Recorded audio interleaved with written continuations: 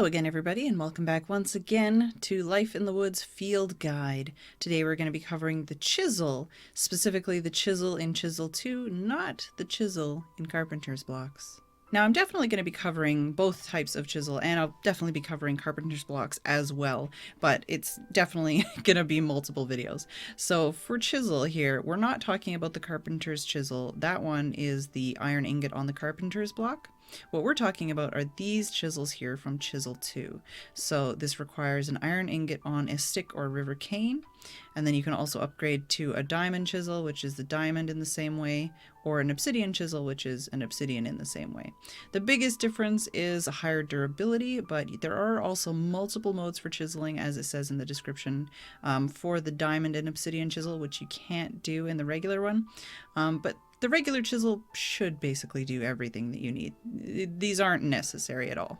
There's also an auto chisel, which I've never really found the need to use, but maybe it's something that'll be right up your alley. Now, the easiest way to kind of get across how many items there are in Chisel, or Chisel 2 as it is just by literally looking up Chisel 2 in NEI. As you can see, there are 3 pages of this size that show all the different items you can make.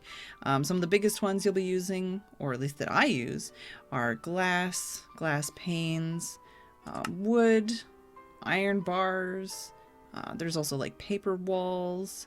You can chisel pumpkins. You can chisel torches. There's a lot of different options. Actually, some of the ones that I didn't mention were the bookshelves and the carpets. Those are actually really good too. Oh, and the dirt. There's some really good chiseled dirt ones for paths. Oh, and fantasy blocks. I forgot about, oh my gosh. There's a lot of really cool stuff with the chisel, but it really just depends on, whether you're playing creative or survival, early game, late game. Early game, you might not be playing with this as much, but it's a lot of fun and really cool. Really just makes it so there's so many more options for building. So how do you actually go about using the chisel? It's somewhat, I don't know, I think it's pretty straightforward.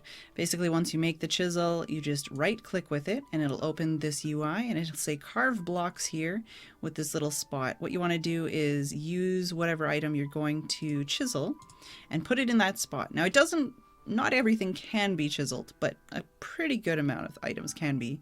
But like, for example, this torch, let's say I want to make my torches into these wonderful little lanterns, or these Chinese lanterns, or these light bulbs. I can make my torches light bulbs if I want.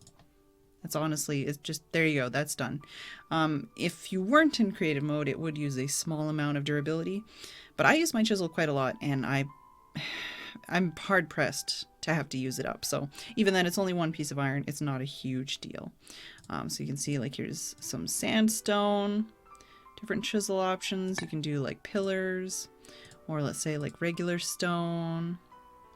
These are just some ideas here of some of the options. There's multiple types of wood you can chisel. And then, for example, like glowstone. This one's really nice because it just exponentially, specifically the torches and the glowstone, I really like, because it really gives you so many more options for lighting a build in a way that like fits your build. Because normally there's only a couple different light sources and you don't really have that many options, but you could do it like this, and then maybe you want to use that glowstone and that'll look really nice in your build. Or like I say, here's a light bulb which you can use in your build. I've got these lanterns on my wall even. Another really nice one is carpet. For carpet, however, it isn't just wool. It's actually wool surrounding a piece of string, but trust me, it's worth it. Because with the carpet, you can do all these different kinds of patterns. And once you make these, each of them obviously is a different pattern, but once you make these and put them down, they'll actually create like a pattern that goes with however you build that piece. So it just has a really interesting design, and it goes around the edges and just kind of matches up. So it's really helpful, and just that gives that extra touch to builds that I just really love. So what if you're saying to yourself, some of these blocks are really hard to tell apart, and it's kind of tedious to just chisel one and then put it down and then chisel one and then put it down and then chisel one, and pick them up again, and then you've got all these different items. Just relax. It's okay. What you can do if you're just wanting to look at the different options in more detail is you can put a block down and instead of right clicking the chisel, just left click and it'll cycle through all the different options. So for example, these are the different options you can do for carpet, which are pretty fantastic if I do say so myself. Now, as I said before, with the diamond chisel and the obsidian chisel, there are alternate modes of chiseling. If you right click, you'll see here there is single, panel, column, and row. It'll start off on single, and that's just the same as normal. Now, if you set it to panel, it'll do a 3x3 square area. Now, if you set it to column, it'll be 3 tall, and if you set it to row, it'll be 3 wide. Now, with the obsidian chisel, I think the only difference is durability, because if you click on the obsidian chisel, it has single, panel, column, and row as well. Let's see here. So this one has 5,000, 2,500. Yeah, so the obsidian chisel is apparently just a lower version of the diamond chisel with half as much durability, but all the same capabilities. So I don't know entirely what purpose the auto chisel fills. I mean, I know it auto chisels, but like it's not hard to do on your own, and it's really weird, but it's kind of fun to watch. It makes weird noises. Basically, I set it with the diamond chisel in there. I chose some oak wood planks and I told it to chisel into this design. And then here are the designs that are coming out as it's one by one slowly chiseling these items. I know you can get a speed upgrade. Can I look something else up that'll... There you go. Speed upgrade, automation upgrade, and a stack upgrade. But I still don't know why you would do that above using just a chisel in your hand, which is automatic. But I mean, it's here, it exists, and you can use it. I don't really get it.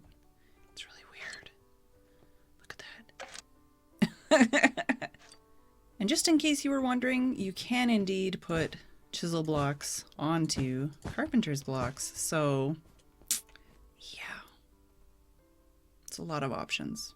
So there you have it. I think that's pretty much everything you need to know about chisel. For the most part, it's just trial and error, learning from experience.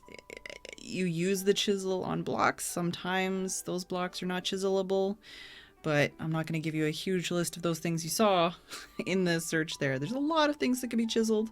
Some of them can't. Some woods can, some woods can't, all that kind of stuff. But that's just something you learn with experience and with time. Generally, it's freaking amazing, and I love it, especially, as I said, for light fixtures and for carpets and glass. Definitely for glass. But I hope you've learned something today, and I hope you've enjoyed. If there's anything you'd like to see covered on the field guide, just feel free to comment below or tweet at me at Phedran. Thanks for watching, and I hope to see you on the next episode.